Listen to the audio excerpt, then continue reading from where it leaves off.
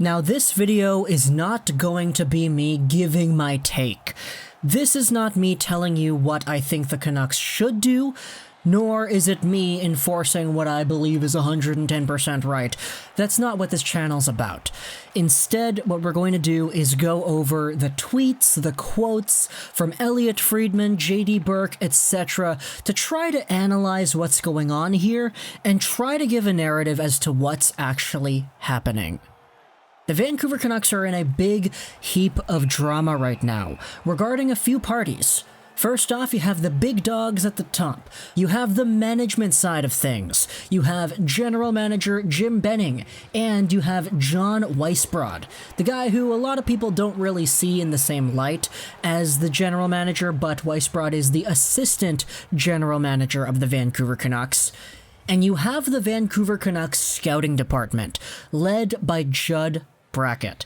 Judd Brackett has been the Vancouver Canucks Director of Amateur Scouting since 2016, and he's been a guy who a lot of people will attribute the Vancouver Canucks' recent draft successes directly to. We know that the Vancouver Canucks, when they were under Mike Gillis, were not a very good draft-heavy team. The players that the Canucks drafted, Jordan Schrader, Patrick White, you got guys like Nicholas Jensen and Brendan Gaunce, and all the later round picks too. None of these guys, except for Ben Hutton, I guess, were really, really great.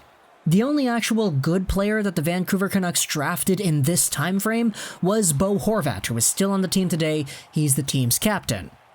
But once the management turned over, and once the scouting department turned over into what is now Judd Brackett, the Vancouver Canucks have a draft tenure that boasts the likes of NHL successes like, let's just say, Brock Boeser, Elias Pettersson, Quinn Hughes.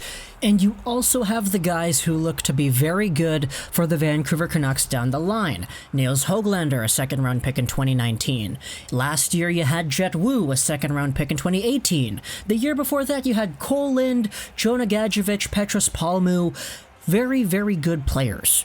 And for the most part, it's Judd Brackett and his crew that people are saying is the crew that pushes the buttons behind the scenes. Jim Benning is just the Canucks general manager. He's not out there watching 150 hockey games a year of junior players looking to scout what players to take in the 6th round. He's got his own job to do that involves the main team. That's why a scouting department exists, and that's what people like Judd Brackett specialize in. So you can imagine the overall disdain amongst the fan base when learning that Judd Brackett's contract expires June 30th this year, and that the Vancouver Canucks haven't really been in play to re-sign him and keep him at the throne of his job. There also is concern because the Canucks don't even have too many draft picks anymore. We don't know if we're going to have our first this season. We traded away our second in the Tyler Madden deal, and now all of a sudden the scouting department kind of is in a position where a lot of the work they've done doesn't really look like it's going to be displayed at this year's draft. So when it comes to Judd Brackett, there's a lot of controversy as to why the Canucks have not re-signed him yet, and how, in some capacity, there could be some potential, let's just say, set of disagreements among the management and the scouting department. This is what JD Burke said that was screenshotted and posted onto TSN 1040's Twitter account. Burke is talking about why there could be a potential rift between Jim Benning and co. and the scouting department as we know it. My understanding is that the fulcrum on which this delicate situation rested fractured at last year's draft. Fulcrum is the point on which a lever rests or is supported and on which it pivots, which means that the fulcrum in this situation is the safety net. It's the status quo that says that the management and the scouting department are on good terms with each other. Pretty much what this first paragraph says is that the scouting department and the Canucks management were cool up until last year's draft, where their coolness got fractured. Head scouts pushed for, and won, the argument to take Vasili Podkolzin in round 1. But the second day is where things get muddy. And some believe management tinkered with the draft board entirely. The implication here is that the Vancouver Canucks scouting department had their list. Okay, we have all our scouts, we just watched 150 hockey games or however many the scouting department watches in a year. We compiled our list of who we think are the best players, and this is our final list, Vancouver Canucks management. Your scouting department has gone to work, and this is what we have come up with. And apparently, according to this tweet right here, the management kind of took that list and said, okay, we'll move this around here. This guy can go a little bit higher, this guy a little bit lower. Oh, we'll insert that guy over there as well. They kind of tinkered with what apparently was the list of a full year's worth of scouting. The implied problem with this is that it gives Judd Brackett, the guy who's at the top of the scouting department, a little bit of an indication that his voice is not as important as that of a Jim Benning when it comes to the scouting. This is an Elliotte Friedman 31 thought from February, where he talks about how what Judd Brackett wants is if he'll have the same say in running the scouting department as he used to have before Trevor Linden left.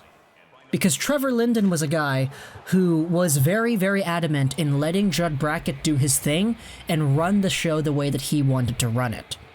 Here is what Trevor Linden said on February on Sportsnet: giving people autonomy in whatever department, player development, amateur pro scouting, trusting those people you have in those positions is very important.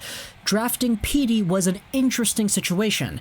It wasn't just Judd, it was other amateur scouts that felt very strongly that Elias was our guy. And it was important to me to give those guys the autonomy to make the pick. This tweet is important because a lot of people were saying, okay, does that mean that Jim Benning was not on the Pettersson train, and that Benning was somewhat argumentative when it came to the drafting decisions that Judd Brackett and his crew laid out? Here's a tweet from TSN 1040 on JD Burke's quote: Ingi Hammarström, Trevor Linden, and Judd Brackett are the three people most responsible for the Elias Pettersson pick. Hammarström was camped out in Timrå watching Pettersson. Linden gave him a voice at the table and demanding it be heard seriously with Brackett beside him. We're facing a situation where Pettersson, the most fantastic singular talent in Canucks history, the people most responsible for bringing him in, are all going to be gone within 3 years of him being drafted. Yeah, scouts are talking about that. It's pretty weird. More JD Burke, the reason some of what has happened between the two is because the amateur scouting department has such an established reputation in finding gems. In back-to-back drafts, you get Pettersson and Hughes, the best players in the draft, without the first overall pick. That success is unprecedented. I think the amateur department is the only department of the team that's had this level of success, so you have to keep that in mind. On the subject of drafting, though, this is what JD Burke says about the situation. GMs always make the first-round pick, but there was a real debate over the 10th overall pick. It was bordering on acrimonious, according to sources, about investigating in Podkolzin, who scouts rated highly, or Philip Broberg, whose defensive instincts weren't there, but he had a good, successful U18s. This becomes a sincere debate, and Jim Benning acquiesces and drafts Podkolzin because Broberg went higher. In the second round, this is where things get particularly interesting, because there's an area that a lot of people across the league believe that Benning and Weisbrod tinkered with the draft board in days 1 and 2. Now, this is relatively common, and I'll leave it up to the audience to decide. That doesn't mean the scouting department didn't want Hoglander. But you're seeing a pattern where they're ignoring the scouting staff, and this sets the ground floor for a very acrimonious season, where the relationship has deteriorated very rapidly. That's why Elliotte Friedman said that he believes that Judd Brackett and the Canucks are not comfortable with each other, and that he doesn't think the Canucks have handled the situation well. The answer has always been the same: we'll handle this later. Judd Brackett was a guy that was being denied the opportunity to speak to the media when media members would ask him for interviews.